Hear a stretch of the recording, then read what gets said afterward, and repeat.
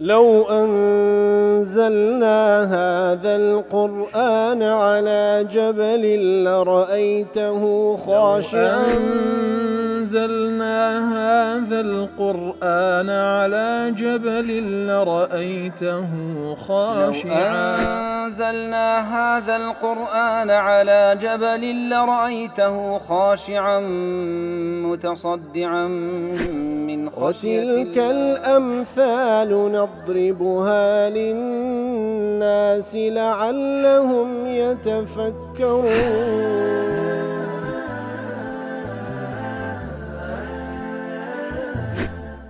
الحمد لله والصلاة والسلام على رسول الله وعلى آله وصحبه ومن والاه. السلام عليكم ورحمة الله.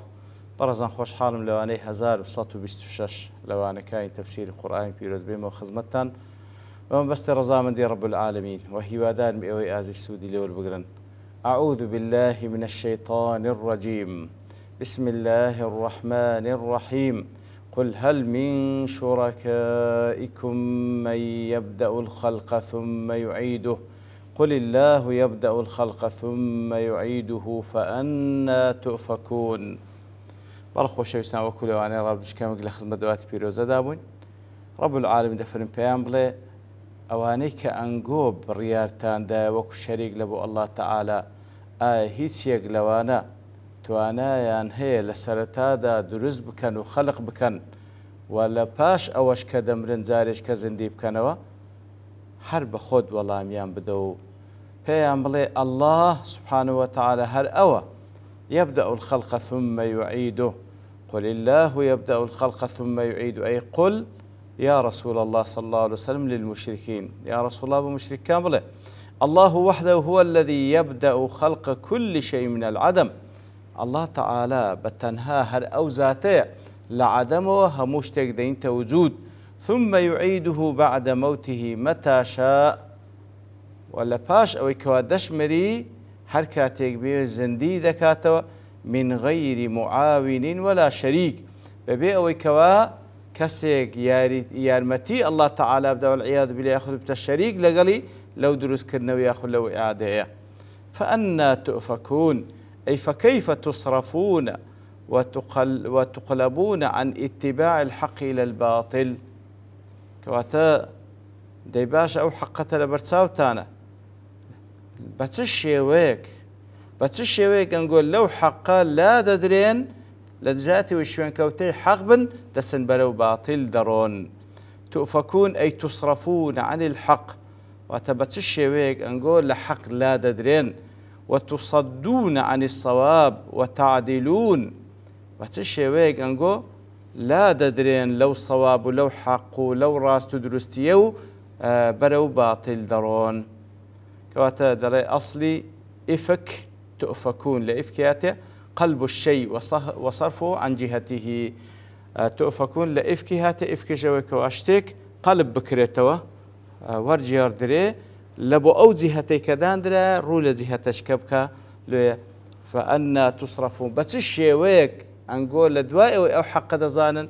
لاتباع كردن شوين كوتني أو حقي لا ددرين وبرو باطل درون. لا تفسير رازد الفائدة في ذكر هذه الحجة على سبيل السؤال والاستفهام. فائدة سيلوك رب العالمين كاتك أو حجة لسريان إقامتك بشيوي برسيار كردن أن الكلام إذا كان ظاهرا جليا كاتك وقسيك بابتك زور آشكرا ورومبي ثم ذكر على سبيل الاستفهام پاشان بە شێوەی پرسیارکردن تعبیری لێ بکرێ وتفويض الجواب إلى المسؤول کاتێک ئەو شتە حەقەتە نەویستە و بەڵگە نەویستە هەندە واضح بی بەڵام بە شێوەی پرسیار تەوجیه مقابلەکەت بکەی و هەروەها بشڵێی دەی جوابم بدەوە كان ذلك أبلغ وأوقع في القلب ئەوەش ئوسلوبەکە کاریگەرترە لەسەر دڵ لەوەی کەوا مجرد حەقەتەکە باز بکەی. کەواتە ئەوە شتێکی بەڵگە نەویستە ئەنگۆژی ئەتراف دەکەن کە ئەڵڵا تەعالایە کە خالیقە و هەر ئەویشە ئەو زاتەشە بەتوانایەکەوە جارێک کە زیندی بکاتەوە نەوەک ئەوانەی کە ئەنگۆ وەکو شەریک بڕیارتاندایە. لێر دەڵێ وەکو لە تفسير راز دڵێ لێرە سؤالێک دێتە پێش لما أمر رسوله بأن يعترف بذلك کەواتە کە پرسیارەکە دەکا اینجا الله تعالى دیسان فەرمان پێغەمبەر کە صلی الله عليه وسلم قل الله يبدأ الخلق ثم يعيده لۆ خوای گەورە عینی فەرمان بە پێغەمبەر دەکا صلی الله عليه وسلم کەوا هەر ئەویان بەخۆی وەڵام بداتەوە والإلزام إنما يحصل لو اعترف الخصم به دەی ئەگەر لێ بگەڕێیکەوە خەسمەکەت مقابلەکەت بەخۆی جواب داتەوە لەسەری ملزەم دەبی و بابن حجەکە لەسەری دێتە دی ئەدی لۆ خوای گەورە سوبحانه وتعالى فەرمان بە پێغەمبەر دەکا صلی الله عليه وسلم کەوا بەخۆی پرسیان لێ بکە بەخۆشی وەڵام بداتەوە لە وەڵامدا زانایان بە چەند شێوەیەک لێچیان دایتەوە وجهی یەکەم وەکو رازی دەڵێ أن الدليل لما كان ظاهرا جليا كاتك وبلغك زور واضح حرون وأشكرابي فإذا أورد على الخصم في معرض الاستفهام كاتك كشتشي زورون وأشكرا برانبر بكسيشي خصم كوالي غلطو متفقنية ببرسيار كردلي برسيار بكري ثم إنه بنفسه يقول الأمر كذلك باشان هرب خوشي جوابك بداته ويكوا برسيار ذكا كان هذا تنبيه على أن هذا الكلام بلغ في الوضوح إلى حيث لا حاجة فيه إلى إخراج الخصم به كواتلوية برسيارك لي دكال برسيارش لا خصم مقابلك دكال باشا هرب خوش جواب داتوا لو بخوي جواب داتوا أو برسيارة هند واضحة بيز بويناكا كوا مقابل جواب داتوا ناتواني إنكاري بك وأنه سواء أقر أو أنكر فأنه متخر واضح كواتا لوی بخوش جواب داتو يعني أويان اعتراف بك أنك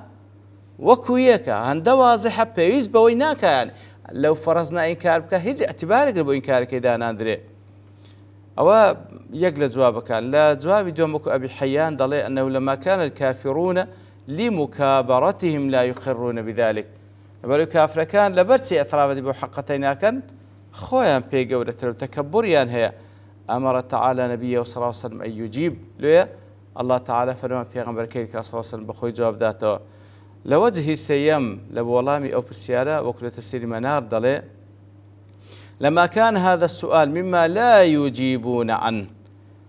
لبري أو برسيارة بشيويك كوأوان أصلا بابلين جوابكي نادنوا كما أجاب عن أسئلة الخطاب الأول أوان أو برسياري جواب نادنوا هر وەکو لە خطابی یەکەم جوابیان دایت وەڵام لێرە جواب نادەنەوە لەبەرچی جواب نادەنەوە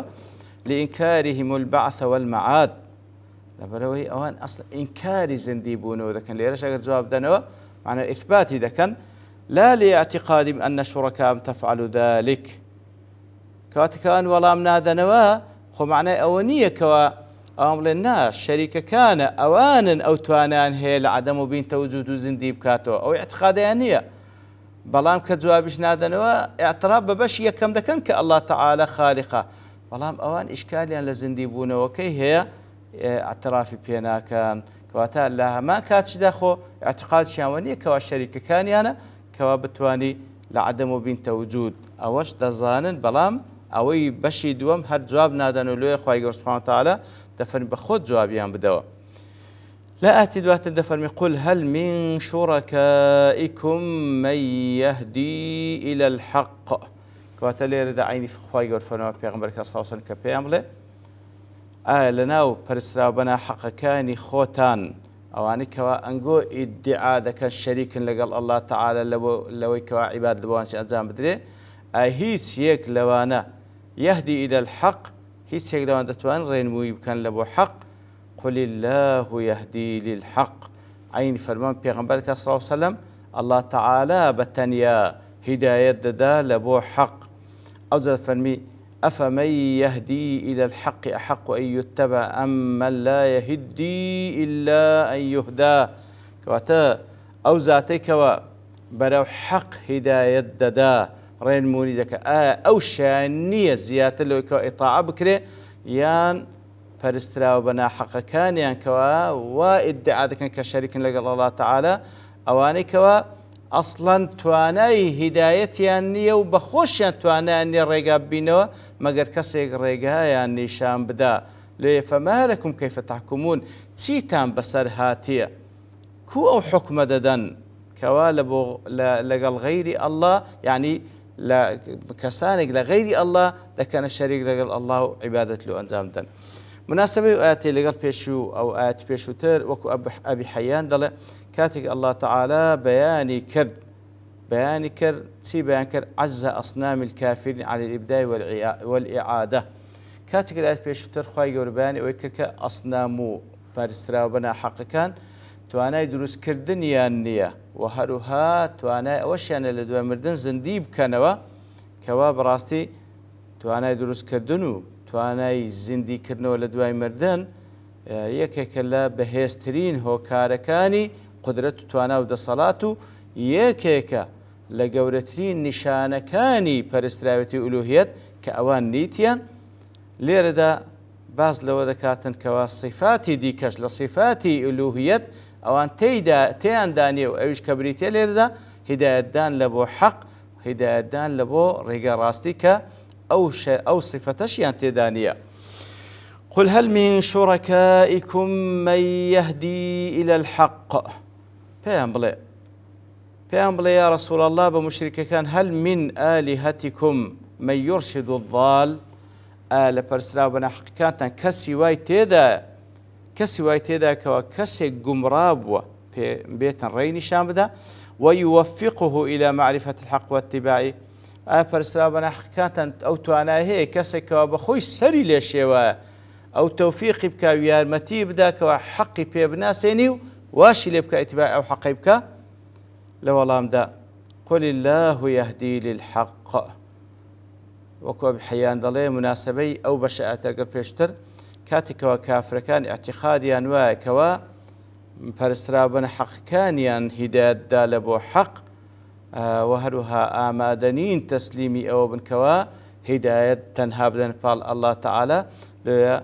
خوای گەورە سوبحانەهو وتەعالە فەرموویە پێغەمبەرەکەی کە سەڵڵاهو عەلەیهی وسەلەم کەوا بەخۆی وەڵامیان بداتەوە واتە بە مشریکان بڵێ قل الله وحده هو الذي يرشد ويوفق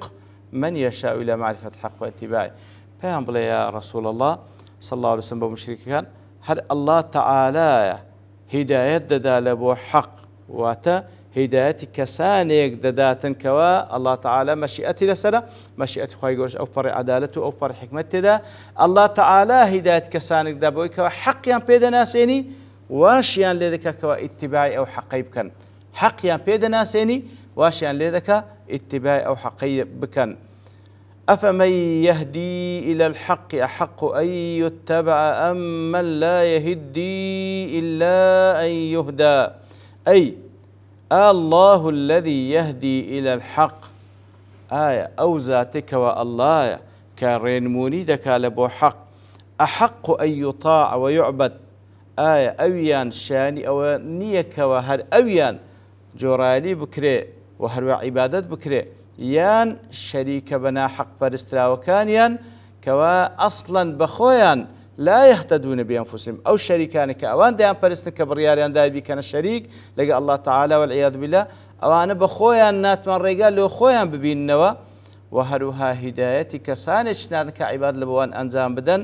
إلا مەگەر غەیری ئەوان بێ هیدایەتیان بدا کەویش الله تعالى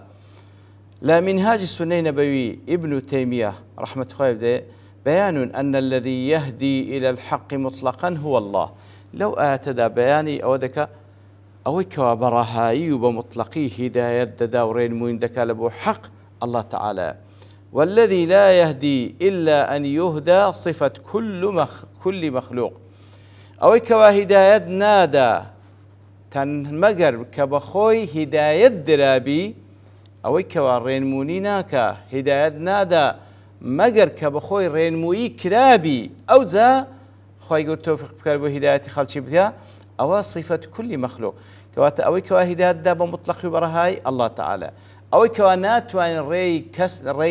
ڕێنیشاندەری کەسێک بێ بۆ حەق مەگەر بەخۆی ڕێی نیشاندرابیتن ئەوە صیفەتی هەموو مەخلوقەکە لا يهدى إلا أن يهديه الله کەواتە صفەتی هەموو مەخلوقێک ئەوەیەکەوە نە بەخۆی دەتوانانی هیدایەت وەربگری نە دەتوانانی خەڵکی ببیتە ڕێنیشاندنی خەڵکی مەگەر الله تعالى ڕێنمویی بکە وهذا هو المقصود بالآية ئیتر ئەوە مەبەستەکە هو أن عبادة الله أولى من عبادة خلقه كواتا عبادة الله تعالى زۆر ئەولاترە بۆی کەوا عیبادەتی غیری الله تعالى بکرێتن. فما لكم كيف تحكمون كواتا أي مشركين لبرتسي أو تحكمك دەیدەن بۆی کەوا عیبادەت لە بۆ مەخلووقێک دەکەن، عیبادەت لە بۆ دروستکراوێک دەکەن کە بەخۆی بێدەسەڵاتە لە کاتێکدا عیبادەتی ئەو خالقە عەظیمە واز لێ دەینن کەواتە بە چ شێوەیەک حکمێکی باتیلە کاتێکەوە دێن الله تعالى کەوا هیدایەت و ڕێنمونی لە بۆ بەندەکانی دەنێری دەیهنە ڕێز والعیاذ بالله مشریکەکانی خۆتان واتە شوڕەکایەکانی خۆتان کە ئەسڵەن توانە هیدایەتیان نەبگەر بخۆیان هیدایەت بدرێن کەواتەوە چ حکمێکی باتیلە. وەکو لە مەزموعی فتاوە دەڵێ لێرەدا الله تعالى بەیانی ئەوە دەکا بە شتێک بەیانی حقەتێک دەکەوە لە فیترەتی هەموو ئینسانێکدا مەوجودە بۆی أن الذي يهدي إلى الحق أحق بالاتباع من لا يهتدي إلا أن يهديه غيره کەواتە ئەو زاتەی کەوا شایانی پەرستنە هەر ئەو زاتەی کەوا توانای هیدایەتی هەیە زۆر جیاواز لەگەڵ ئەو کەسێکەوە ناتوانی لە خودی خۆی هیدایەت وەربگری و ناتوانین ڕێنیشاندەری کەسێک بیتن کەوا عەبدە بەخۆی. فلزم أن يكون الهادي بنفسه هو الكامل کەواتە ئەوەی کەوا هیدایەت دەداتن الله تعالى كاملة سبحانه وتعالى بەڵام مەخلووقەکان لە غیری الله تعالى مەخلووقەکان طبعا لە غیری الله تعالى هەمووی مەخلووقەکان ئەسڵەن ناتوانی ڕێنمونی بکە مەگەر الله تعالى ڕێنمونی بکاتن. وإذا كان لابد من وجود الهادي لغير المهتدي بنفسه فهو الأكمل کەواتە ئەو مەخلووقانێکەوە ناتوان ڕێنیشاندەر بن مەگەر کەسێک ڕێیانیشاندا مەگەر زاتێک ڕێیانیشان کە تەنها الله تعالى ئیتر هەر ئەو زاتە کاملە سبحانه وتعالى هەر ئەو زاتە شایانی پەرستنی غیری ئەویش شایانی یەک زەڕە پەرستنیش نییە. وصلى الله وسلم على نبينا محمد وعلى آله وصحبه أجمعين وآخر دعوانا الحمد لله رب العالمين. لو أنزلنا هذا القرآن على جبل لرأيته خاشعا أنزلنا هذا القرآن على جبل لرأيته خاشعا أنزلنا هذا القرآن على جبل لرأيته خاشعا متصدعا من خشية الله. وتلك الأمثال نضربها للناس لعلهم يتفكرون.